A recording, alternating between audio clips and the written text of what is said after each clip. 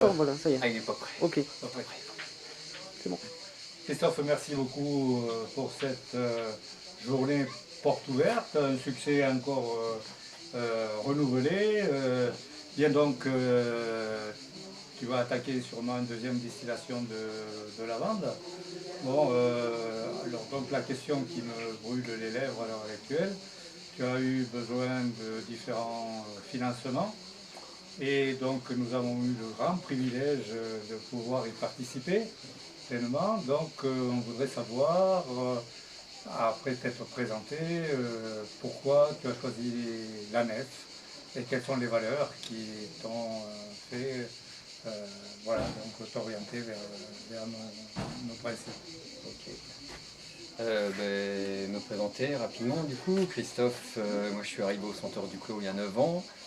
J'ai pu bénéficier d'une transmission de savoir de par un des deux anciens gérants de la ferme qui étaient en couple, qui sont toujours en couple, pardon, Sylviane et Alain. Donc en l'occurrence c'est Alain qui m'a transmis tous les gestes de la culture, la cueillette, la distillation, parce que la spécificité de la ferme, c'est qu'on fait beaucoup d'huiles essentielles, donc à partir de plantes cultivées, mais aussi beaucoup de plantes qu'on va cueillir dans le milieu naturel.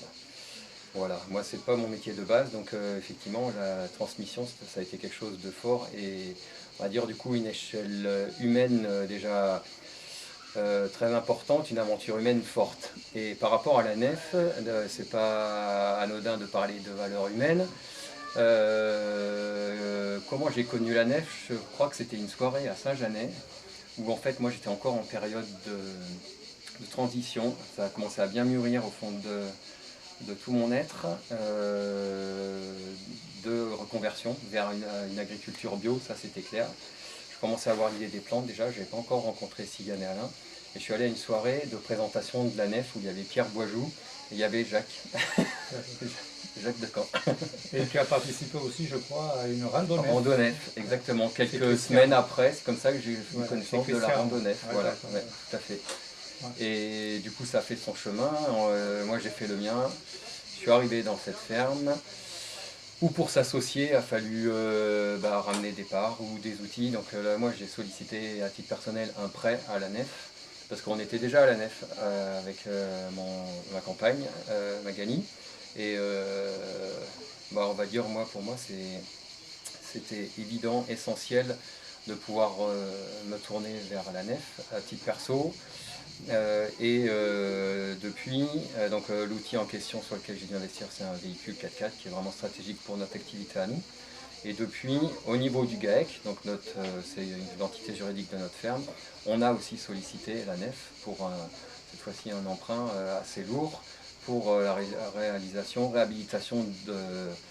d'une ruine qu'on a transformée en joli bâtiment où on a un joli labo le plus possible répondant aux normes lourdes en vigueur pour toute la partie cosmétique, flaconnage. Donc on a un nouveau bureau, une cave de maturation de nos produits. Et du coup, pour ces deux cas de figure-là, pour moi, la nef, c'est valeur humaine, centrale, valeur de respect de la vie sous toutes ses formes, l'environnement bien évidemment, donc agriculture bio. Donc j'ai bien vu très rapidement que c'est des projets qui étaient clairement portés par la nef.